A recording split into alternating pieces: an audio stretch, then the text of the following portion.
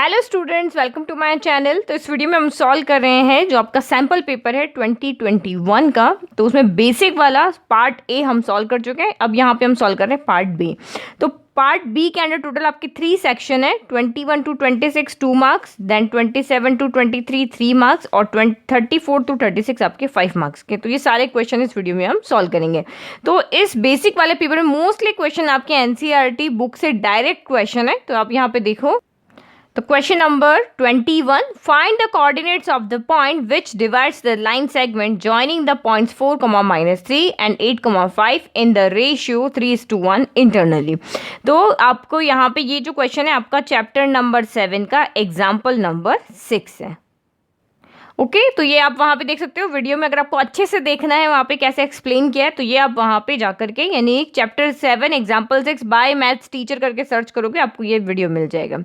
तो आपको यहाँ पे क्या करना है, find the coordinates of the point which divides the line segment joining the points. यानी कि ये 2 पॉइंट है, एक पॉइंट को हम यहाँ पे पी ले लेते हैं जिसको लेते हैं 4, -3 इसके कोऑर्डिनेट है। एक पॉइंट हम क्यू लेते हैं 8, 5 इसके कोऑर्डिनेट है। और लेट के एक पॉइंट आर है जो इस लाइन को 3:1 रेशियो में डिवाइड कर रहा है। लेट के इसके कोऑर्डिनेट x, y ले लिए। तो आपको यहाँ पे क्या करना है, ये वाली इस r के कोऑर्डिनेट आपको फाइंड करने में। तो ये आपके कौन सा फॉर्मूला लग रहा है, यहाँ पे सेक्शन फॉर्मूला लग रहा है। तो सेक्शन फॉर्मूला हमारा होता है m1x2 plus m2x1 divided by m1 plus m2, और दूसरा हो गया m1y2 plus m2y1 divided by m1 plus m2 हो गया। तो ये x1 y1 हो गया, x2 y2 हो गया, और ये आपका यहाँ पे m1 और ये हो गया m2। तो इसको जब वैल्यू को पुट करके हम सॉल्व करेंगे तो हमारे पास रिक्वायर्ड पॉइंट आ जाएंगे। जैसे ये देखो कि लेट आर एक्स, फिगर आपको एज इट इज ड्रॉ करना है। 2 मार्क्स का क्वेश्चन है। भले फॉर्मूला जो भी यूज हो रहा है हम यहाँ लिख रहे हैं। तो मैंने आपको ये कहा कि ये m1 हो गया, ये आपका यहाँ पे m2 हो गया, ये x1 हो गया, ये y1 हो गया, और ये x2 हो गया, और ये y2 हो गया। तो वैल्यू पुट कर लो। m1 की जगह 3 रख दिया, x2 की जगह हमने 8 रख दिया। इस तरह से हमने सारी वैल्यू को यहाँ पुट किया, सॉल्व किया, और हमारा आंसर यहाँ पे 7,3 हो गया। तो अच्छे से आपको इसको देखना है तो आप उस वीडियो में जाकर के देख सकते हो। मैं इन सारे वीडियो के जो भी बुक से डायरेक्ट है उसके लिंक डिस्क्रिप्शन बॉक्स में दे दूंगी, तो आप वहां जाके ईच क्वेश्चन के लिंक आप वहां पे देख लेना। फिर नेक्स्ट आपके यहाँ पे 21 क्वेश्चन में आपका ऑप्शन है, यानी कि अगर आपको ये क्वेश्चन नहीं आता है तो आप दूसरा क्वेश्चन भी है यहाँ पे, उसको सॉल्व कर सकते हो कि find a relation between x and y such that the point x y is equidistant from the point 7,1 and 3,5। तो लेट के हम यहाँ पे कोई भी एक पॉइंट ले लेते हैं P, जिसके कोऑर्डिनेट हम ले लेते हैं x, y। अब ये पॉइंट इन दोनों कोऑर्डिनेट, तो इन दोनों कोऑर्डिनेट को हम यहाँ पे एक को a ले लेते हैं, उसके कोऑर्डिनेट 7,1 ले लेते हैं, एक को हम b ले लेते हैं जिसके कोऑर्डिनेट हम 3,5 ले लेते हैं। तो ये p पॉइंट है वो a से b और b से दोनों से इक्वल डिस्टेंस पे, यानी कि हमें क्वेश्चन में दिया हुआ है pa = pb। तो डिस्टेंस का फॉर्मूला लगाना। डिस्टेंस का फॉर्मूला आपका होता है x2 - x1 का स्क्वायर प्लस y2 - y1 का स्क्वायर रूट के अंदर। तो दोनों तरफ फॉर्मूला लगाना है और इस तरह से इसको सॉल्व कर लेना है। जैसे यहाँ पे देखो सेम मैंने यहाँ पे फिगर चाहिए था बना लिया।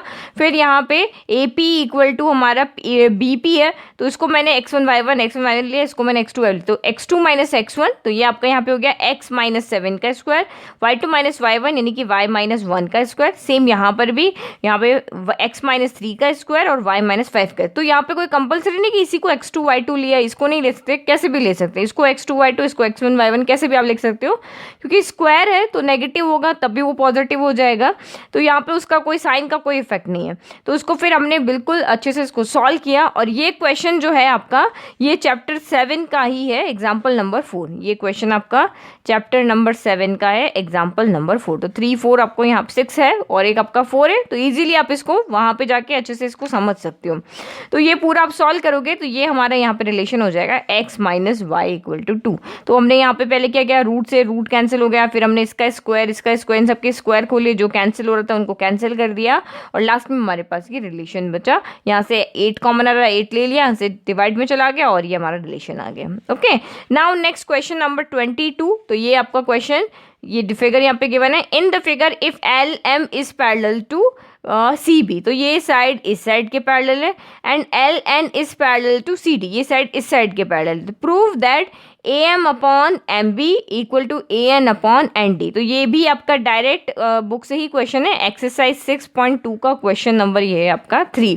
तो यहाँ पे आपको क्या करना है, जब भी किसी ट्राइंगल के अंदर यहाँ पे दो पॉइंट को ज्वाइन करके कोई साइड बन रही है और वो साइड ट्राइंगल की थर्ड साइड के पैरेलल होती है, तो वहाँ पे बीपीटी थ्योरम आपकी लग जाती है। बीपीटी थ्योरम आपकी यही होती है, A M upon M B, क्योंकि एक ट्राइंगल हमारे पास ये है, एक ट्राइंगल हमारे पास ये है, तो एक बार इसमें बीपीटी थ्योरम लगाएंगे, एक बार इसमें बीपीटी थ्योरम लगाएंगे, दोनों को इक्वेट करेंगे तो ये हमारा यहाँ पे प्रूफ हो जाएगा।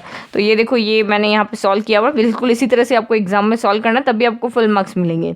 तो गिवन है L M is parallel to B C, तो हम और यहाँ पे जो गिवन है वो हमने लिख दिया। पहले हमने ये वाला ट्राइंगल है A C B triangle, A C B triangle में एल एम पैरेलल है, ये इसके पैरेलल है, तो by BPT theorem, BPT theorem से क्या हो जाएगा, A L upon L C equal to A M upon M B हो जाएगा। फिर हमने ए सी डी ट्राइंगल लिया, इसमें ये साइड इस साइड के पैरेलल है, तो यहाँ पे क्या हो जाएगा, again A L upon L C equal to A N upon N D हो जाएगा। दोनों के लेफ्ट इक्वल है तो दोनों के राइट भी क्या हो जाएंगे, इक्वल हो जाएंगे।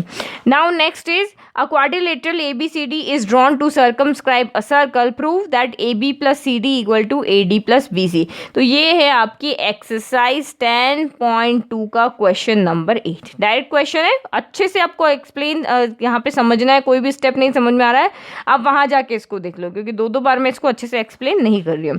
तो यहाँ पे क्या है, सर्कल के 4 एक्सटर्नल पॉइंट है, एक ए है, एक बी है, एक सी है, डी है, और हमें पता है कि एक्सटर्नल पॉइंट से अगर कोई भी हम टेंजेंट ड्रॉ करते हैं वो लेंथ में इक्वल होती है, तो A P equal to A S हो जाएगा, B P equal to B Q हो जाएगा, सेम आपका D R equal to D S हो जाएगा, और C R equal to C Q हो जाएगा। फिर उनको हम इस तरह से ज्वाइन करें कि लेफ्ट में A B plus C D बने और राइट में A D plus B C बने। तो ये आपको अरेंजमेंट आपको यहाँ पे देखना है, हमें लेफ्ट में A B plus C D बनाना है, तो ए बी का यानी कि A P plus P B, A P P B हम लेफ्ट में रखें, और सी डी भी हमें लेकर आए, तो सी डी के लिए क्या हो जाएगा, डी आर और आर सी, तो ये भी हमने यहाँ लेफ्ट में रखे, और इनकी इक्वल वाली साइड हमने राइट में रखी। जो भी थ्योरम हम यूज कर रहे हैं उसको हमने यहाँ पे लिख लेना है। ओके, तो सेम ये हमने क्वेश्चन किया, लेफ्ट को हमने ऐड किया, ये टेंजेंट वाली थ्योरम लगा के पहले तो हमने ये लगा दिया, इक्वल आ गए, फिर हमने लेफ्ट को ऐड किया, तो ये देखो ये हमने चारों को यहाँ पे ऐड कर दिया, राइट को राइट से ऐड कर दिया, दो की पेयरिंग कर दी, A P plus P B आपका ए बी हो गया, सेम आपका यहाँ पे D R plus R C आपका यहाँ पे सी डी हो गया,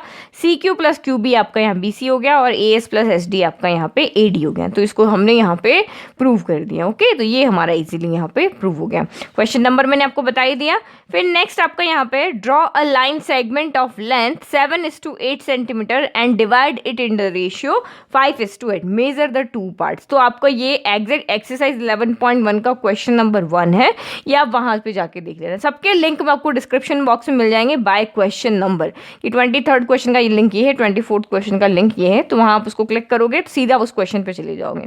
now next question is given, ये वाला सोल्यूशन मैं नहीं बता रही हूँ क्योंकि ये आपका कंस्ट्रक्शन है, तो ये आप वहां जाके देख लेना। Next question number 25, given 15 cot a equal to 8, find sine A and sec A. तो ये 8.1 का क्वेश्चन नंबर 4 है और ये 8.1 का क्वेश्चन नंबर 2 है। ऑप्शन दिया हुआ ना आपको यहाँ पे, तो दोनों क्वेश्चन आपके पास है, इनका सॉल्यूशन आप यहाँ पे देख लो। Given 15 cot a equal to 8, तो cot a इक्वल टू क्या हो जाएगा, 8/15 हो जाएगा, 15 यहाँ मल्टीप्लाई में डिवाइड में आ गया। अब हमें पता है कि cot थीटा क्या होता है, बेस अपॉन परपेंडिकुलर होता है, तो हमने यहाँ पे एक राइट एंगल ट्राइंगल बना लिया, क्योंकि हमें पता है साइन ए भी यहाँ वैल्यू में चाहिए और ये सारे हम ट्राइंगल से बना के लिख सकते हैं। तो ट्राइंगल कंप्लीट करें, तो मैंने यहाँ cot a b upon p होता है, तो ये 8k हो गया, 15k हो गया, ये बेस हो गया, ये परपेंडिकुलर हो गया, बेस परपेंडिकुलर रख लिया, पाइथागोरस थ्योरम लगा लिया और हमने हाइपोटेन्यूस यहाँ पे फाइंड कर लिया। ये हमारा हाइपोटेन्यूस हो गया। अब हमें साइन चाहिए, साइन में पता है p अपॉन h होता है, तो परपेंडिकुलर अपॉन हाइपोटेन्यूस हमने रख दिया। सेक हमें पता है हाइपोटेन्यूस अपॉन बेस होता है, तो हमने यहाँ से वैल्यू रख दिया और दोनों वैल्यू को हमने यहाँ पे फाइंड कर लिया। Easy. Now next is find 10p minus 10r। तो ये तो बहुत सिंपल सा आपका फिगर भी यहाँ पे दिया हुआ है, 10p माइनस cot r हमें फाइंड करना है। तो पहले हम इस राइट ट्राइंगल को कंप्लीट कर लें। यहाँ हमें 12 दिया हुआ है, यहाँ 13 दिया हुआ है, हमें बेस नहीं पता है, तो हम यहाँ पे पाइथागोरस थ्योरम लगाएंगे, तो ये आपका यहाँ पे 5 आ जाएगा। ये देखो इस तरह से, ये हमने यहाँ पे पाइथागोरस थ्योरम लगा ली कि hypotenuse square equal to base perpendicular square plus base square हो गया। इसको पूरा हमने सॉल्व किया, तो क्यू आर आपका यहाँ पे 5 आ गया। अब आपको यहाँ पे ये ध्यान रखना है कि अगर आपको जो भी एंगल यहाँ पे फाइंड करना है वो एक्यूट एंगल बेस पे बनना चाहिए, बेस वहां पे होना चाहिए। तो आर, अगर आपका आर की बात कर रहे हैं तो क्यू आर आपका बेस है, अगर पी की बात कर रहे हैं तो क्यू पी आपका बेस है। ओके, ये थोड़ा आपका ट्रिकी यहाँ पे हो गया। तो 10p फाइंड करना है, तो अब हमें 10p फाइंड करना है, तो ये एंगल आपका बेस पे होना चाहिए, मतलब अब ये हमारा बेस है और ये हमारा परपेंडिकुलर है, ये हमारा परपेंडिकुलर। तो टेन थीटा क्या होता है, परपेंडिकुलर अपॉन बेस होता है, तो ये परपेंडिकुलर होगा p अपॉन ये आपका बेस हो गया 5/12 हो गया, यानी कि RQ अपॉन PQ हो जाएगा। ये आप यहाँ पे याद रखना। अब कॉट R की बात कर रहे हैं, जब R एंगल की बात करें तो ये आपका बेस पे होना चाहिए, तब आपका ये बेस हो गया, ये परपेंडिकुलर हो गया। तो कॉट R कितना हो जाएगा आपका, cot R base upon perpendicular होता है, तो आपका बेस आपका यहाँ पे कितना हो गया 5 और ये हो गया 12। तो 5/12 दोनों के बीच में माइनस है, तो दोनों कैंसिल हो जाएंगे और आंसर आपका यहाँ पे क्या आ जाएगा 0 आ जाएगा। तो ये चीज़ आप याद रखो, जिस भी एंगल को हमें फाइंड करना वो एंगल हमेशा बेस पे बनना चाहिए। नाउ नेक्स्ट आपका यहाँ पे क्वेश्चन है, क्वेश्चन नंबर 26, बहुत लेंथी क्वेश्चन है और ये आपको 2 मार्क्स में दिया हुआ है। How many terms of the AP 9, 17, 27, ये आपकी AP है, must be taken to give a sum of 636। यानी आपको यहाँ पे कहा है कि ये AP आगे आगे चलती जा रही है कि आप इस AP की कितनी टर्म लोगे, यानी कि n हमें फाइंड करना है। 5 टर्म लोगे, 10 टर्म लोगे, 15 टर्म लोगे, कि उन सब का सम 636 आ जाए। कितनी टर्म का सम 636 आता है ये हमें यहाँ पे बताना है। तो हमने गिवन AP लिख लिया, गिवन AP हमारी ये रही। अब हमें सम दिया हुआ है तो हमने सम लिया, SN हमें सम गिवन हुआ है तो SN लिख दिया, SN इक्वल टू 636। फिर फर्स्ट टर्म A हो गई, कॉमन डिफरेंस 17 माइनस 9 आपका यहाँ पे 8 हो गया, और हमें यहाँ पे क्या फाइंड करना है, N फाइंड करना है। तो जो गिवन है उसी का फॉर्मूला लगाएंगे, SN गिवन है तो SN का लगा लेंगे, AN गिवन है तो AN का लगा लेंगे। तो SN का फॉर्मूला लगा दिया, SN equal to n/2 2a plus n minus 1 into D. क्योंकि हमें लास्ट टर्म नहीं पता है तो हमने SN का लास्ट टर्म वाला फॉर्मूला यहाँ पे नहीं लगाया। SN पुट कर लिया, N हमें पता नहीं है, A पुट कर लिया, D पुट कर लिया। नाउ इसको जब हमने पूरा यहाँ पे सॉल्व किया, 2 को इधर शिफ्ट कर लिया, अंदर हमने 8 को अंदर मल्टीप्लाई कर लिया, 9 × 2 18 कर लिया। इसको पूरा जब हमने सॉल्व किया तो ये हमारी क्या बन गई, क्वाड्रेटिक इक्वेशन बन गई। तो क्वाड्रेटिक इक्वेशन यहाँ पे और इजी कर सकते हैं क्योंकि इसमें से 2 कॉमन आ रहा है, तो हमने यहाँ पे 2 कॉमन ले लिया, 2 को उधर शिफ्ट कर दिया, 0/2 हो गया, ये 0 हो गया, यानी कि हमारी ये फाइनल क्वाड्रेटिक इक्वेशन बन गई है n की फॉर्म में। नाउ इसको सॉल्व करेंगे तो हमें n मिल जाएगा। तो मिडिल टर्म स्प्लिट करके, और यहाँ पे हमने सबसे पहले क्या करना होता है कि यहाँ माइनस का साइन है, मतलब कि हमें 2 टर्म ऐसी चाहिए कि उनका सब्ट्रैक्ट करने पर b यानी कि 5 आए, और जिनका प्रोडक्ट करने पर इन दोनों के प्रोडक्ट के इक्वल है। तो इन दोनों का प्रोडक्ट आपका यहाँ पे 2544 हो रहा है, तो मैंने यहाँ पे उसके फैक्टर बना लिए हैं क्योंकि मुझे ऐसे 2 नंबर चाहिए ना कि जिनको प्रोडक्ट करने पर तो 2544 आए और सब्ट्रैक्ट करने पर 5 आए। तो मैंने जब इनके यहाँ पे फैक्टर बना लिए, तो मैंने जब पेयरिंग करके यहाँ पे देखा ये 53 आ रहा है, ये 53 हो गया, और ये सारे नंबर को जब मल्टीप्लाई किया तो 48 आ रहा है। तो 53 माइनस 48 5 हो रहा है, 53 इंटू 48 आपका 2544 हो रहा है। ओके, तो मैंने 5 की जगह 53 माइनस 48 रख लिया। आप इसको क्वाड्रेटिक फॉर्मूला से भी सॉल्व कर सकते हो, ठीक है। फिर हमने कुछ भी नहीं किया, यहाँ पे ब्रैकेट ओपन कर दिया, 2 को रख के किया, यहाँ पे n की वैल्यू एक आपकी नेगेटिव आ रही है, यानी इस ब्रैकेट को सॉल्व करें तो ये वैल्यू आ रही है, इस ब्रैकेट को सॉल्व करें तो ये वैल्यू आ रही है। बट हमें पता है कि नंबर ऑफ टर्म्स कभी भी नेगेटिव नहीं होती है। हम जब भी किसी चीज़ को काउंट करते हैं तो पॉजिटिव नंबर में ही काउंट करते हैं, 1 2 3 से ही स्टार्ट करते हैं। तो ये वैल्यू यहाँ पे पॉसिबल नहीं है, तो यानी कि n इक्वल टू 12, यानी कि हम टोटल 12 टर्म लेंगे जिनका कि सम 636 आएगा। तो ये आपका देखो 2 मार्क्स में इतना बड़ा आपका आंसर है। तो ये इस वजह से ये हो गया क्योंकि ये मिडिल टर्म स्प्लिटिंग यहाँ पे ज्यादा हो गया। नाउ नेक्स्ट हम यहाँ पे देखते हैं question number 27, prove that √3 is an irrational number. तो ये चैप्टर 1 का एग्जाम्पल नंबर 9 है। ओके, तो ये अब आपके 3 मार्क्स के क्वेश्चन स्टार्ट हो गए। तो आपको बिल्कुल यहीं से, जैसे यहाँ से स्टार्ट करना है और यहाँ नीचे तक पूरा लिख लेना है कि लेट अस अज्यूम, ये रैशनल नंबर है तो हमने अज्यूम किया कि एक रैशनल नंबर है। रैशनल नंबर है तो ए एंड बी हम इस तरह से लेंगे कि एक P/Q, अगर ये रैशनल नंबर है तो P/Q की फॉर्म में लिख सकते हैं, जहाँ पे आपको इतना लिखने की जरूरत नहीं, यहाँ सिर्फ ये लिख दो कि where A and B are co prime number. Co prime का नंबर का मतलब यहाँ बता रखा है कि वो नंबर जिनका 1 के अलावा और कोई फैक्टर नहीं हो, जैसे 2/3 होता है। ये नंबर यहाँ पे ये 1 की टेबल में आता है और ये भी 1 की टेबल में आता है, तो इन नंबर को हम क्या कहते हैं, को प्राइम नंबर कहते हैं। नाउ अब आपने b को इधर शिफ्ट कर लिया तो b √3 इक्वल टू a हो गया। ये स्टेप्स आपको याद रखनी है, इस क्वेश्चन को सॉल्व करने का और कोई तरीका नहीं है। फिर आपको दोनों को यहाँ पे स्क्वायर कर देना है, फिर आप यहाँ पे देखो स्क्वायरिंग ऑन बोथ साइड, फिर रीअरेंज किया आपने यहाँ पे, तो b ये √3 का 3 हो गया, b² a² हो गया।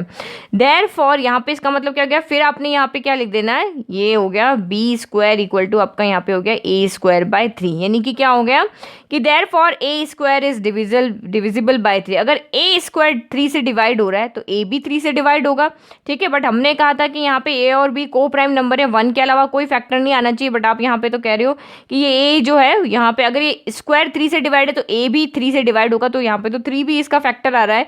तो फिर अगेन हम इसको जब रीअरेंज करेंगे और यहीं से इसको सॉल्व करेंगे तो आप यहाँ पे एक और बता दो कि बी भी 3 से डिवाइड हो रहा है, तो इसका मतलब ये को प्राइम नंबर नहीं है और हमने जो सोचा है वो हमारा कॉन्ट्राडिक्शन आ जाएगा। तो इस तरह से यहाँ पे अगर हमारा कॉन्ट्राडिक्शन आ गया इसका मतलब यहाँ पे क्या हो गया, √3 रैशनल नंबर नहीं है, वो एक इरेशनल नंबर है। ओके, तो ये तो आपने 9th क्लास में भी पढ़ा है, तो इसमें आपको कोई इशू नहीं होगा सॉल्व करने में। Now next question number 28, two tangents TP and TQ are drawn to a circle with center O from an, ये tangent है drawn from an external point T से आपने two tangent TP and TQ को draw किया है। prove that angle PTQ, prove that angle PTQ यानी कि ये वाला एंगल जो इक्वल है टू ऑफ एंगल OPQ के, इस एंगल के, यानी ये एंगल इक्वल है इस एंगल के डबल के। यानी अगर ये 60 है तो ये आपका यहाँ पे क्या है 30 है, तो 30 का डबल कर दोगे, यानी ये 60 डिग्री है तो ये आपका 30 डिग्री, इसका डबल करोगे तो ये आपस में क्या हो जाएंगे, इक्वल हो जाएंगे। तो ये चैप्टर 10 का एग्जाम्पल नंबर 2 है। ओके, तो ये सब इन सब के वीडियो मैंने अलग से बना रखे हैं, एग्जाम्पल्स के वीडियो भी हैं और इन क्वेश्चन के भी वीडियो हैं, तो वहाँ आपको अच्छे से समझना है तो वहाँ जाके देख लेना, डिस्क्रिप्शन बॉक्स में लिंक में से मैं यहाँ आपको सिंपली एक्सप्लेन कर रही हूँ। तो यहाँ आपको यहाँ पे क्या दिया हुआ है कि यही हमें ये वाला एंगल प्रूव करना है इस वाले एंगल के डबल। तो हमने इसको लेट कर लिया कि ये एंगल हमारा थीटा है, तो हमें ये प्रूव करना है ना, PTQ equal to 2 of OPQ, ये हमें प्रूव करना है। तो आप यहाँ पे देखो ये हमारा जो एंगल है, एक तो फर्स्ट थिंग आप यहाँ पे देखो एक्सटर्नल पॉइंट्स, हम सर्कल पे कोई भी टेंजेंट ड्रॉ करते हैं वो लेंथ में क्या होती है, इक्वल होती है। तो TP इक्वल टू आपका यहाँ पे क्या हो जाएगा, TQ हो जाएगा। थ्योरम 10.2 आपके यहाँ पे है, तो टेंजेंट्स लेंथ में इक्वल होती है इसलिए TP इक्वल टू आपका TQ हो गया। इसका मतलब TPQ आपका क्या हो गया, एक आइसोसेलेस ट्राइंगल हो गया, दो साइड इक्वल आइसोसेलेस ट्राइंगल हो गया। आइसोसेलेस ट्राइंगल में जो इक्वल साइड से उसके अपोजिट एंगल्स भी इक्वल होते हैं। तो ये एंगल अगर आपका 1 है तो ये एंगल हमने 2 ले लिया, तो यहाँ पे क्या हो जाएगा आपका एंगल 1 इक्वल टू एंगल 2 हो जाएगा। तो यहाँ इसने डायरेक्ट लिख दिया है कि देयर फॉर एंगल TPQ, ये वाला TPQ और या फिर TQP दोनों यहाँ पे क्या हो जाएंगे, 90 माइनस थीटा बाई 2 हो जाएंगे। तो अब ये कैसे आया ये मैं आपको बताती हूँ। देखो ये मैं यहाँ पे फिर से फिगर बना लिया, ये मैंने एंगल यहाँ पे ले लिया, ये T ले लिया, ये राइट एंगल जैसा बन गया, इसको थोड़ा सा इस तरह से देख लेना, ये Q हो गया, ये P हो गया। ये वाला एंगल मेरा 1 है, ये वाला एंगल मेरा यहाँ 2 है और ये मेरा यहाँ पे थीटा है, और ये साइड इस साइड की इक्वल है, तो एंगल 1 इक्वल टू मेरे पास एंगल यहाँ पे 2 है। अब इसमें पाइथागोरस एंगल सम प्रॉपर्टी लगा लो, तो angle theta plus angle 1 plus angle 2 आपका यहाँ पे क्या हो गया, 180 डिग्री हो गया।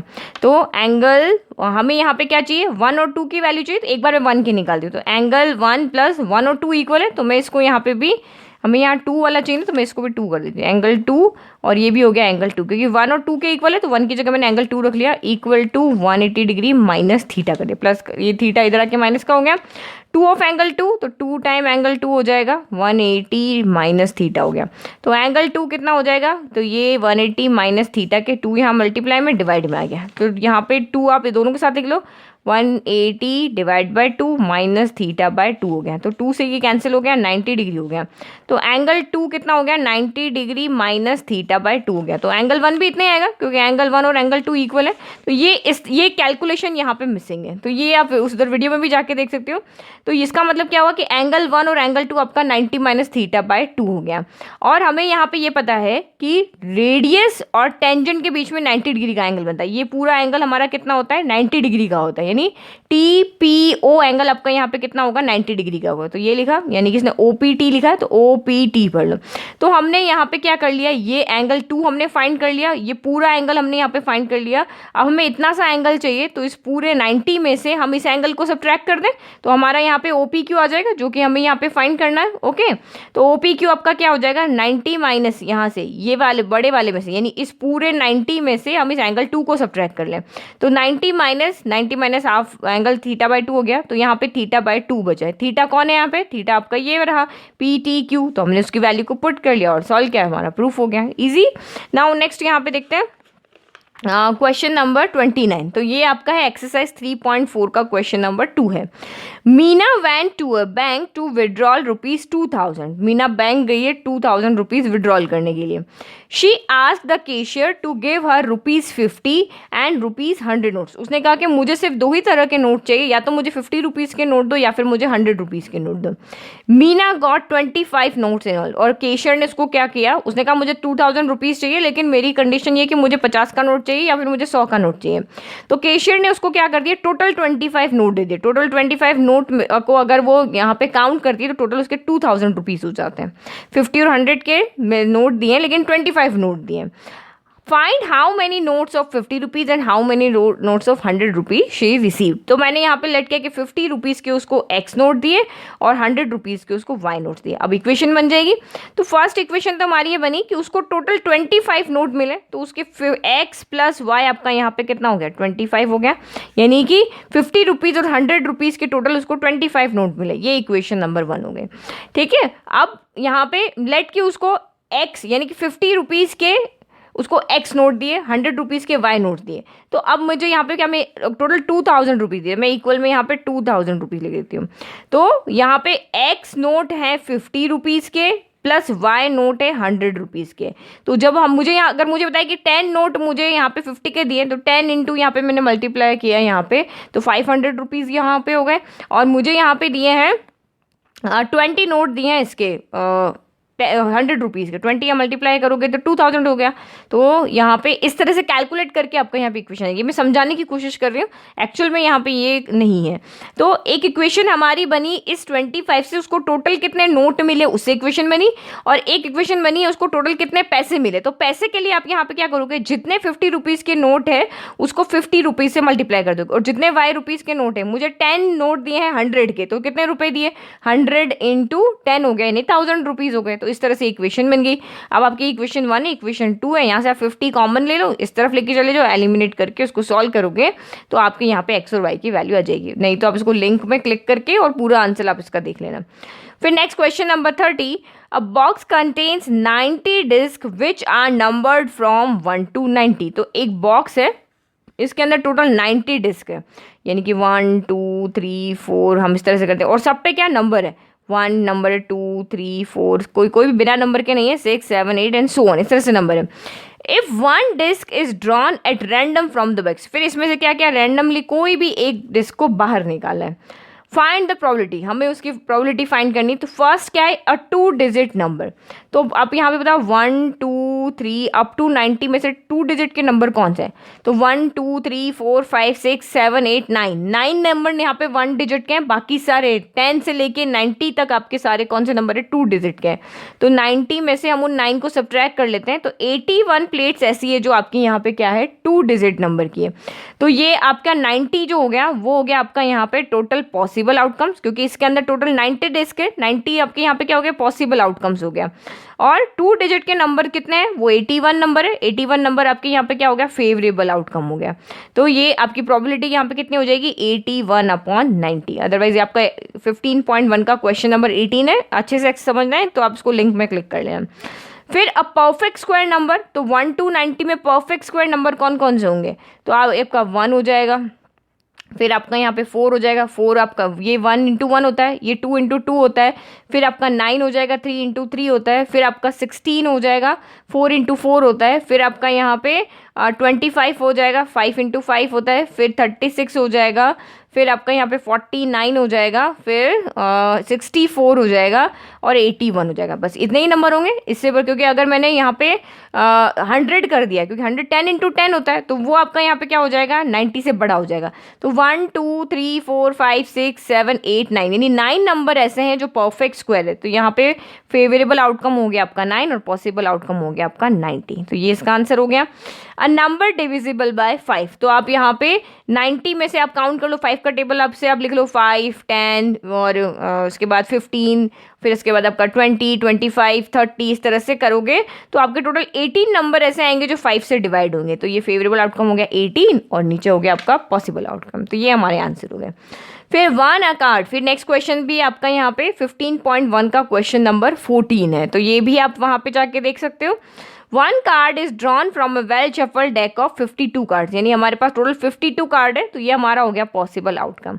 Find the probability of getting a king of red colour, हमें रेड कलर का किंग चाहिए, तो हमें पता है कि 52 कार्ड्स है, इसमें हमारे पास 4 तरह के कार्ड होते हैं, हमारे पास डायमंड होता है, स्पेड होता है, और ये हार्ट होता है, एक हमारा ब्लैक कलर का होता है, एक रेड कलर का होता है, तो इस तरह से हमारे 4 होते हैं। तो किंग ऑफ रेड कलर, तो हमारे पास रेड कलर के 2 किंग होते हैं, एक डायमंड का होता है, एक हार्ट का होता है, तो 2 ही हमारे पास किंग है, तो आपका यहाँ पे क्या हो जाएगा, फेवरेबल आउटकम हो गया 2 और पॉसिबल आउटकम हो गया 52। इसको सॉल्व करके भी आप लिख सकते हो। स्पेड, तो हमारे पास स्पेड टोटल 13 होते हैं, यानी कि 4 आपके 13 कार्ड है ना, तो इसमें एक स्पेड भी तो होता है ये, तो स्पेड आपके पास 13 होते हैं, तो फेवरेबल आउटकम हो गया 13, पॉसिबल आउटकम हो गया 52। अ क्वीन ऑफ डायमंड्स, तो डायमंड की तो हमारे पास एक ही क्वीन होती है, तो ये हो गया 1/52 हो गया। ओके, फिर next question number 31, metallic spheres of radii 6 centimetre, 8 centimetre and 10 centimeter respectively are melted to form a solid sphere. Find the radius of the resulting sphere. तो ये एक्सरसाइज 13.3 का क्वेश्चन नंबर आपका है 2। ओके, तो ये metallic spare है, 3 spare है, जो एक की रेडियस 6 है इसको R1 ले लिया, एक की रेडियस 8 है इसको R2 ले लिया, एक की रेडियस 10 है इसको R3 ले लिया। इन तीनों को मेल्ट करके जितना भी हमें यहाँ पे मेटेलिक मिला है, मेटल मिला है, उसको मिला के एक बड़ा सा स्पेयर बना दिया। जैसे आप क्ले से नहीं खेलते थे बचपन में, तो छोटे छोटे बॉल है उसको, या फिर आप यहाँ पे जो हमारे पास घर में रोटी बनाने वाला आटा होता है उसमें से 3 छोटे छोटे सर्कल है, उसको मिला के हमने रोल करके एक बड़ा सर्कल बना दिया इस तरह से। तो हमें इसका क्या करना है, रेडियस फाइंड करना है। तो आप स्पेयर का फॉर्मूला लगा लो यहाँ, यानी कि अगर आप किसी चीज को मेल्ट करके एक शेप को मोल्ड करके दूसरी शेप बना रहे हो, तो वहां पे वॉल्यूम में चेंज होता है। तो इसका वॉल्यूम कितना हो गया, 4/3 पाई R1 क्यूब हो गया। इसका वॉल्यूम कितना हो गया, 4/3 पाई R2 का क्यूब हो गया। इसका वॉल्यूम हो गया 4/3 पाई R3 का क्यूब हो गया, और इसका वॉल्यूम हो गया आपका 4/3 पाई R का क्यूब हो गया। तो यहाँ 4/3 पाई यहाँ से कॉमन आ जाएगा, तो 4/3 पाई हमने यहाँ कॉमन ले लिया। R1 का क्यूब यानी कि 6 का क्यूब हो गया, R2 का क्यूब यानी 8 का क्यूब हो गया, और ये हो गया आपका 10 का क्यूब, इक्वल टू हो गया आपका 4/3 R का क्यूब। ये R हमें फाइंड करना है, तो 4/3 पाई से 4/3 पाई कैंसिल हो गया। नाउ 6 का क्यूब होता है 216 होता है, 8 का क्यूब होता है 512, और 10 का क्यूब होता है 1000, इक्वल में आपका यहाँ पे हो गया R क्यूब। तो इनको जब आप ऐड करोगे तो ये आएगा 1728 इक्वल टू R क्यूब। तो जब हम इसके फैक्टर बनाते हैं तो ये आपका आता है 12 × 12 × 12 आता है, तो ये हो गया R क्यूब। तो यानी कि ये आपका यहाँ पे क्या हो गया, 12 का cube equal to R cube हो गया, यानी कि क्यूब से क्यूब कैंसिल हो गया, तो R इक्वल टू 12 सेंटीमीटर हो गया, यानी कि इस वाले स्पेयर की रेडियस कितनी आएगी आपकी, 12 सेंटीमीटर आएगी। ओके, इजीली आपको समझ में आ गया। नाउ नेक्स्ट सिंपल क्वेश्चन था, कैसे लिखना है, पूरा अटेंड कैसे करना क्वेश्चन को एग्जाम में, तो आप लिंक पे क्लिक कर लेना। नाउ नेक्स्ट आपका यहाँ पे है क्वेश्चन नंबर 32। क्वेश्चन नंबर 32 आपका यहाँ पे है चैप्टर 8 का एग्जाम्पल नंबर 15 है। ओके, तो ये हमारा क्वेश्चन है, sin theta minus cos theta plus 1 upon sine theta plus cos theta minus 1 upon sec a minus tan a। तो यहाँ पे ये बहुत इंपॉर्टेंट क्वेश्चन है, ये एग्जाम में बहुत बार रिपीट हुआ है, और ये 2-3 तरीके से आ जाता है। तो आपको यहाँ पे क्या करना है, इस क्वेश्चन को हम इसको साइन कॉस में नहीं सॉल्व करते हैं। साइन कॉस में इसलिए नहीं सॉल्व करते हैं क्योंकि साइन कॉस की आइडेंटिटी जो होती है ना, sine square theta plus cos square theta होता है, बीच में प्लस होता है, बाकी दोनों आइडेंटिटी में माइनस होता है। तो हम यहाँ पे क्या करते हैं, साइन कॉस को या तो टेन सेक में चेंज करो या कॉसेक कॉट में चेंज कर लो, किसी में भी चेंज कर सकते हो। तो चेंज कैसे करेंगे, अगर मुझे इसको टेन कॉट में चेंज करना है तो मैं यहाँ पे क्या करती हूँ, कॉस से यहाँ पे डिवाइड कर देती हूँ, तो साइन अपॉन कॉस 10 हो जाएगा, कॉस अपॉन कॉस कैंसिल होकर 1 हो जाएगा, 1/कॉस आपका सेक हो जाएगा। सेम डिनोमिनेटर में साइन अपॉन कॉस 10 हो जाएगा, कॉस अपॉन कॉस 1 और 1/कॉस आपका सेक हो जाएगा। अब ये हमारा यहाँ पे हो गया। अब यहाँ पे इसने अलग तरीके से किया है, मैंने अलग तरीके से बताया। मैंने वहाँ पे क्या किया, 1 की वैल्यू को पुट करके और इजी मेथड में मैंने आपको एक्सप्लेन किया है। तो ये आप वीडियो का जो लिंक दिया होगा ना, example number 15 chapter 8 example number 15 by maths teacher करके सर्च करोगे तो वहाँ पे आपको ये मिल जाएगा। वहाँ मैंने आपको डीपली इसको एक्सप्लेन किया है, क्योंकि वीडियो की लेंथ बहुत ज़्यादा बड़ी हो जाएगी अगर मैं यहाँ पे इसको एक्सप्लेन करने लगी तो आप ये इसको वहाँ जाके देख लेना, क्योंकि इंपॉर्टेंट क्वेश्चन है, तो इसको अच्छे से आप टाइम लगा के और इसको समझना। Now next is question number 33. A motor boat whose speed in still water is 18 km/h. तो एक मोटर बोट है जिसकी स्पीड 18 km/h है स्टिल वाटर के अंदर। Okay, takes 1 hour more to go 24 kilometre upstream than to return downstream to the same spot. Find the speed of the stream. तो ये आपका चैप्टर नंबर 4 का एग्जाम्पल नंबर 15 है।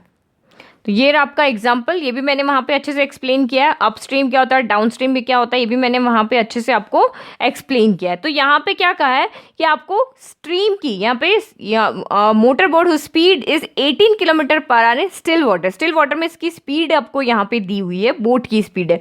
तो यहाँ पे क्या होता है, अपस्ट्रीम का मतलब क्या होता है, जैसे ये आपकी स्ट्रीम है, ओके, तो ये स्पीड ऑफ द स्ट्रीम है, ये डाउन साइड है, लेकिन मोटर बोट आपकी यहाँ पर है और ये ऊपर की तरफ जा रही है। जब दोनों के डायरेक्शन अलग अलग होते हैं, क्योंकि स्ट्रीम तो इस तरफ है और बोट उस तरफ जा रही है, तो इसको हम बोलते हैं अपस्ट्रीम। तो आप यहाँ पे क्या करोगे, अगर स्ट्रीम तो इस तरफ जा रही है, बोट उस तरफ जा रही है, तो ये बोट को क्या करेगी, अपनी साइड लेकर जाएगी। इसको ज़्यादा पावर लगानी पड़ेगी क्योंकि इसकी स्पीड इसकी वजह से क्या होगी, कम होगी। दोनों सेम, अगर आप जैसे आप हवा के साइड में चलोगे, हवा जिस तरफ हवा जा रही है आप उस तरफ चलोगे, तो आपको इतना ताकत नहीं लगानी पड़ेगी। चाहे आप स्टेयर्स पे भी देखो, अगर आप स्टेयर्स आपके ऊपर की तरफ अगर आप जाते हो तो आपको ज़्यादा ताकत लगती है बनस्पत की, जबकि आप नीचे की तरफ आते हो। तो यहाँ पे भी क्या होता है, इसकी स्पीड कम होती है, तो हम स्पीड को यहाँ पे माइनस करते हैं। और डाउन स्ट्रीम में क्या होता है, दोनों का डायरेक्शन सेम होता है, तो वहाँ स्पीड क्या होती है, बढ़ जाती है, तो हम उसको क्या करते हैं, प्लस करते हैं। तो यहाँ पे भी जो हमें find the speed of the stream, तो हमने यहाँ पे स्ट्रीम की स्पीड को x किलोमीटर पर आवर ले लिया। तो जो यहाँ पे बोट की स्पीड है, अब बोट की स्पीड अप स्ट्रीम में क्या हो जाएगी, माइनस हो जाएगी, और डाउन स्ट्रीम में यहाँ पे क्या हो जाएगी, प्लस हो जाएगी। तो अप स्ट्रीम के अंदर स्पीड हो गई बोट की, वो कितनी हो गई, 18 माइनस एक्स हो गई। स्पीड कम हो जाएगी यहाँ पे स्ट्रीम की वजह से, क्योंकि दोनों का डायरेक्शन अलग अलग है, और डाउन स्ट्रीम में प्लस हो जाएगी। ये तो हो गई समझने की बात। अब क्या कहा, a motor boat whose speed is 18 kilometre per hour in still water takes 1 hour more to go 24 kilometre upstream. तो अब देखो कि ये मोटर बोट है, ये गई तो अपस्ट्रीम में है और रिटर्न किस में हुई है, डाउन स्ट्रीम में हुई है। तो आने और जाने में सेम स्पीड पे सेम डिस्टेंस था आपका 24 किलोमीटर ही था। तो टाइम इक्वल टू में पता है डिस्टेंस अपॉन स्पीड होता है। तो जब वो गई थी तब अपस्ट्रीम में गई थी, तो डिस्टेंस कितना है, 24 हो गया, और यहाँ पे स्पीड कितनी है, 18 माइनस एक्स, तो डिस्टेंस अपॉन स्पीड यहाँ पे हो गया। तो ये हो गया अपस्ट्रीम का, और वापस रिटर्न हुई है, सेम डिस्टेंस था, तो ये डिस्टेंस हो गया, और लेकिन अब इसका चेंज हो गया, स्पीड आपकी इसकी डाउन स्ट्रीम हो गई, तो नीचे हमने 18 प्लस एक्स से डिवाइड कर दिया। अब आने और जाने का डिफरेंस किसका है, 1 आवर है। तो हमने यहाँ पे क्या कर दिया, इसने कहा कि अपस्ट्रीम और डाउनस्ट्रीम में जाने का जो डिफरेंस है वो 1 आवर है, तो हमने यहाँ पे अपस्ट्रीम माइनस डाउनस्ट्रीम आपका यहाँ पे, यानी कि अगर मैं इसको T1 ले लूँ, इसको T2 ले लूँ, तो T1 minus T2 equal to 1 our है। दोनों के आने और जाने में का डिफरेंस जो कितना है, यानी कि अगर वो गई थी तो उसको 5 घंटे लगे, लेकिन जब वो आई तो उसको 4 घंटे ही लगे, तो 5 माइनस 4 इक्वल टू 1 हो गया। तो ये इक्वेशन हो गया, इसको हमने सॉल्व किया, तो आंसर आपका यहाँ पे 2 आ गया, लेकिन एक नेगेटिव आ रहा है, एक पॉजिटिव आ रहा है। तो आप इसको मिडिल टर्म स्प्लिट करके भी सॉल्व कर सकते हो, मैंने वहाँ पे वीडियो में मिडिल टर्म स्प्लिट करके सॉल्व करके बताया। तो यहाँ पे नेगेटिव आपका यहाँ पे आंसर है, और एक पॉजिटिव स्पीड कभी भी नेगेटिव नहीं हो सकती, तो हम इस वाले आंसर को यहाँ पे नेगलेक्ट कर देंगे।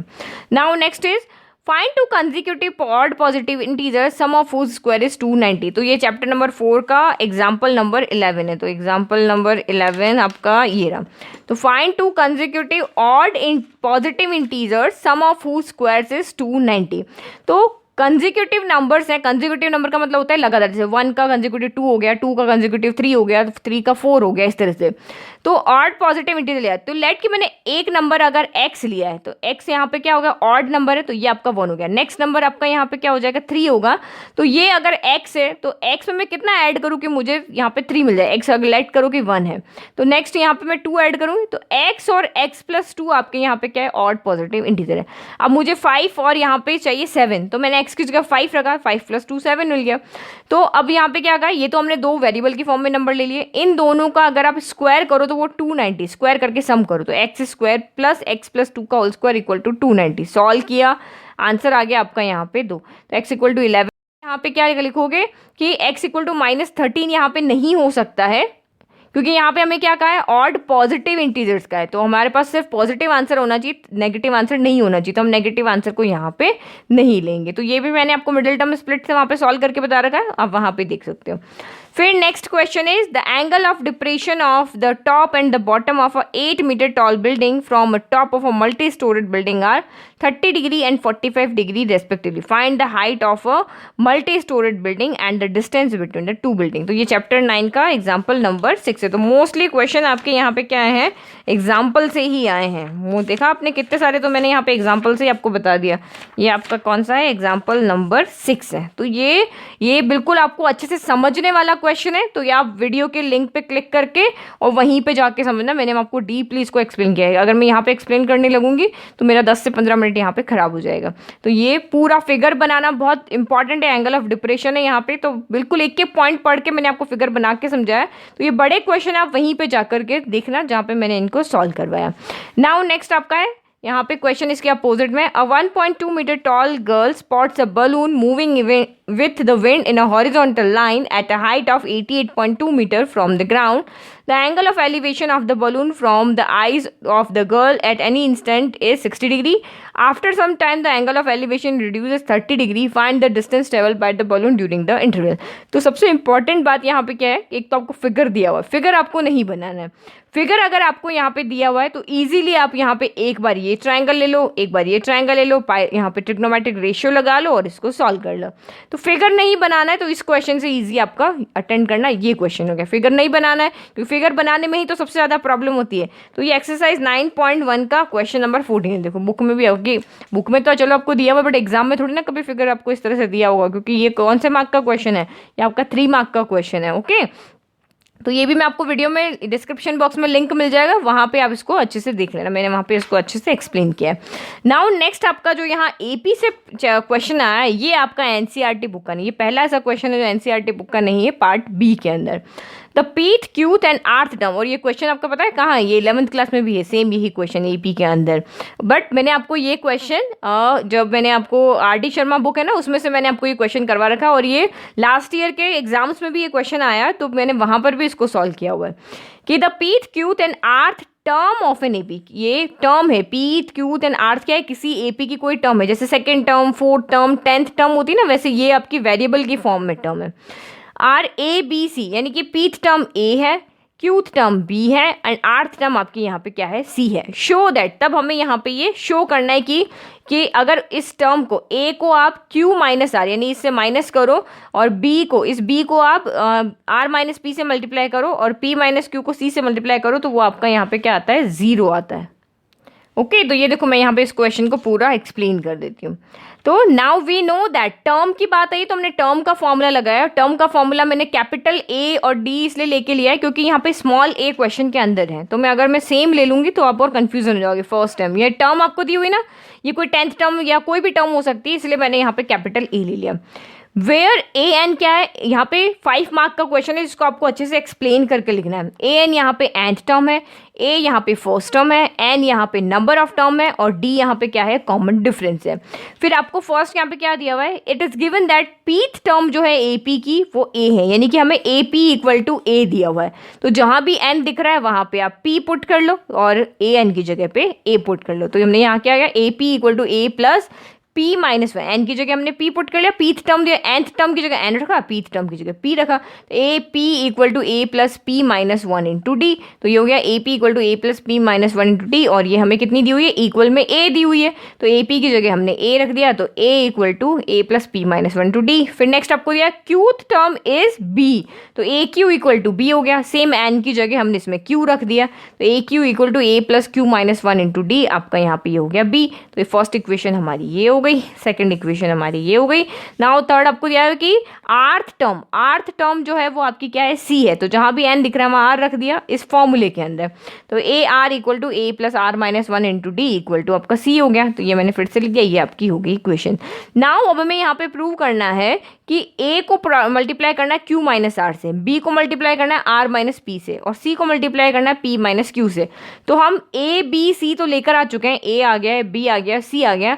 अगर मैं ए को क्यू माइनस आर से, यानी इक्वेशन फर्स्ट को क्यू माइनस आर से बोथ साइड में और b को मैं अगर r माइनस पी से बोथ साइड में और थर्ड इक्वेशन को p माइनस क्यू से बोथ साइड में मल्टीप्लाई करूं और ऐड कर दूं तो मेरा ये लेफ्ट तो आ जाएगा। फिर हम सॉल्व करके देखते हैं हमारा राइट आता कि नहीं आता है। तो मैंने यहाँ पे क्या किया, फर्स्ट इक्वेशन जो है उसको मैंने बोथ साइड में q माइनस आर, ये फर्स्ट इक्वेशन थी ना हमारी, इसको इधर भी q माइनस आर और इधर भी q माइनस आर से मल्टीप्लाई कर दिया। तो a into Q minus R ये एज इट इज रह गया, q माइनस आर यहाँ a से मल्टीप्लाई हो गया तो q माइनस आर यहाँ भी मल्टीप्लाई हो गया, तो ब्रैकेट ओपन कर दिया, q minus R p minus one into D. फिर मैंने यहाँ पे क्या किया, ये सेकंड इक्वेशन है, इसको हम r माइनस पी से मल्टीप्लाई किया, इधर भी कर लिया इधर भी कर लिया, ब्रैकेट ओपन कर दिया। सिमिलरली थर्ड इक्वेशन को हमने यहाँ पे किसे p माइनस क्यू से मल्टीप्लाई कर दिया, तो ये c into P minus Q और ये अंदर ब्रैकेट ओपन कर दिया।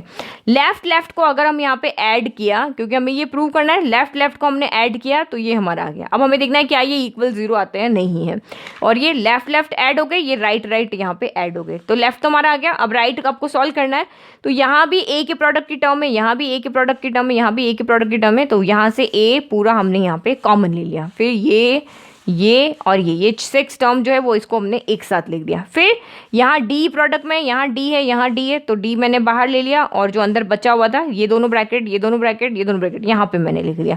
अब देखो यहाँ पे क्या हो गया, प्लस का q से माइनस का q, प्लस के r से माइनस का r, माइनस के p से प्लस का p कैंसिल हो गया, तो a इंटू यहाँ पे क्या बचा आपका जीरो, तो a इंटू जीरो आपका जीरो आ गया। सेम यहाँ पे d हो गया, इन दोनों ब्रैकेट को ओपन किया 4 टर्म आई, इन दोनों ब्रैकेट को ओपन किया अगेन मेरी यहाँ पे 4 टर्म आई, इन दोनों ब्रैकेट को ओपन किया 4 टर्म आई, यहाँ पे भी सारे कैंसिल हो जाएंगे, प्लस के पी क्यू से माइनस का पी क्यू कैंसिल, माइनस के क्यू से प्लस का क्यू कैंसिल, माइनस के पी आर से आपका प्लस का पी आर कैंसिल, प्लस के आर से माइनस का आर, प्लस के आर क्यू से माइनस का आर क्यू कैंसिल, प्लस के पी से माइनस का पी कैंसिल, तो यहाँ पे भी आपका क्या हो गया डी इंटू जीरो हो गया, यानी कि जीरो प्लस जीरो आपका जीरो हो गया। तो कैलकुलेशन वाइज अगर देखो तो ये क्वेश्चन थोड़ा लेंदी है, बट अगर आप यहाँ पे समझने के लिए देखो तो बिल्कुल सिंपल है, एक फॉर्मूला ही तो लगाया और हमने क्वेश्चन के अकॉर्डिंग इसको यहाँ पे अरेंज कर दिया। तो ये आपका 5 मार्क का क्वेश्चन था, जो कि अगर बेसिक के अकॉर्डिंग अगर देखें तो ये थोड़ा सा टफ क्वेश्चन है, बेसिक पेपर के अकॉर्डिंग अगर आप देखते हो तो।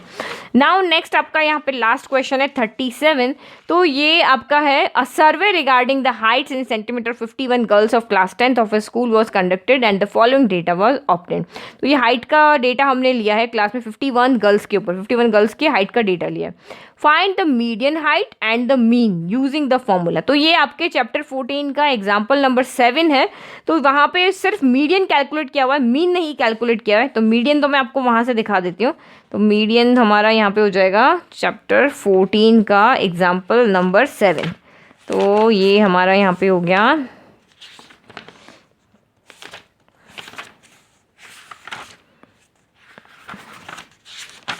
ये रहा, ठीक है, ये रहा एग्जाम्पल नंबर 7।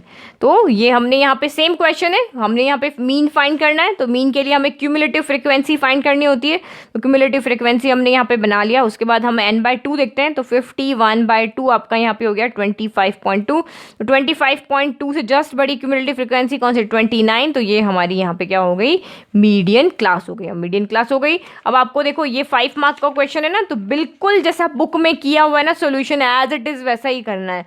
ये देखो सेम 25.2 से जस्ट बड़ी क्यूमुलेटिव फ्रीक्वेंसी हमारी 29 जो हमारी मीडियन क्लास होती है, मीडियन क्लास है। अब फॉर्मूला हमारा ये हो गया L + n/2 - CF/F × H। तो L का क्या मतलब है वो एक्सप्लेन करना है वहाँ पे कि लोअर लिमिट होती है मीडियन क्लास की, CF का क्या मतलब होता है, F का क्या मतलब होता है, ये सारा कुछ आपको लिखना है जैसे बुक में लिखा हुआ है, डायरेक्ट फॉर्मूला लगा के वैल्यू पुट करके नहीं सॉल्व कर देना।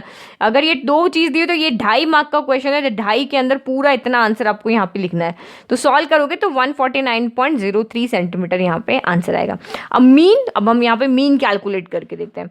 तो ये लेस देन ये आपकी जो हाइट्स आपको यहाँ पे गिवन है, तो इसको हम इस तरह से लिख सकते हैं। लेस देन का मतलब अब यहाँ देखो 140 और 145 में कितने का डिफरेंस, 5 का है ना, तो हम यहाँ पे इसी तरह से लेंगे 135 से 140, और ये हो गया आपका 140 से 145, जो यहाँ पे अपर होती है वो लोअर हो जाती है, ये हो गया 145 से 150, फिर ये हो गया 150 से 155, ये हो गया 155 से 160, और ये हो गया आपका 160 से 165 हो गया। ओके, और ये हमारी फ्रीक्वेंसी हो गई। अब सबसे पहले हम मीडियन क्लास यहाँ पे एक्स आई फाइंड करते हैं। तो मीडियन क्लास के सॉरी क्लास साइज फाइंड करते हैं एक्स आई। तो वो क्या होती है, lower limit plus upper limit by 2। तो 135 प्लस 140 बाय 2, तो ये आपका हो गया यहाँ पे 137.5 हो गया। अब सब में यहाँ पे 5 का डिफरेंस है, तो सबको कैलकुलेट करने की जरूरत नहीं, इसमें 5 ऐड करते रहो, लिखते रहो।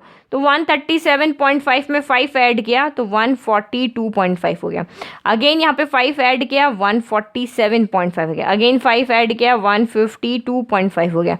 अगेन तो ये हो गया 157.5 और ये हो गया आपका 162.5। ठीक है, तो ये एक्स आई आ गया, ये एफ आई आ गया। अब यहाँ पे आपको लगता है कि नहीं मुझे एफ आई एक्स आई करके ईजी लग रहा है, सिंपल मेथड जो हमारा फर्स्ट वाला मेथड है यहाँ पे डायरेक्ट मेथड, तो ये डेसिमल में नंबर है और नंबर भी थोड़े बड़े हैं, तो डायरेक्ट मेथड मुझे तो थोड़ा यहाँ पे टफ लग रहा है, मुझे उससे वाले मेथड से यहाँ पे नहीं करना है।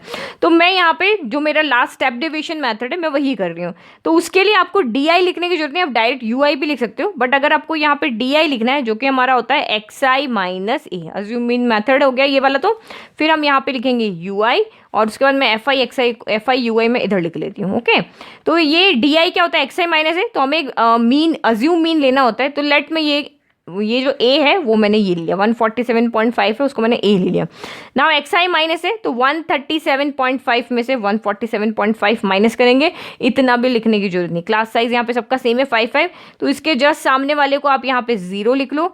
5 का डिफरेंस है तो यहाँ पे आप -5 कर दो, फिर यहाँ पे -10 कर दो। 5 का टेबल लिख लो इस तरह से, जो डिफरेंस 2 का डिफरेंस है 2 का टेबल ऊपर नेगेटिव में हो जाएगा, नीचे पॉजिटिव में, ये जगह 5 10 और ये हो गया आपका यहाँ पे 15 हो गया। और यू आई में तो कुछ भी नहीं करना, मैंने जब आपको बुक में जो क्वेश्चन सॉल्व किया तब भी ये बताया था, जो आपने यहाँ पे अज्यूम मीन लिया उसके सामने 0 कर दो, यहाँ नेगेटिव में 1 नेगेटिव में 2, यहाँ पॉजिटिव में 1 पॉजिटिव में 2 पॉजिटिव में 3, इस तरह से हमने यहाँ पे लिख लेना है। तो कोई कैलकुलेट नहीं करना ना, ये यहाँ पे भी एक कैलकुलेट किया 5 ऐड करके सारे आ गए।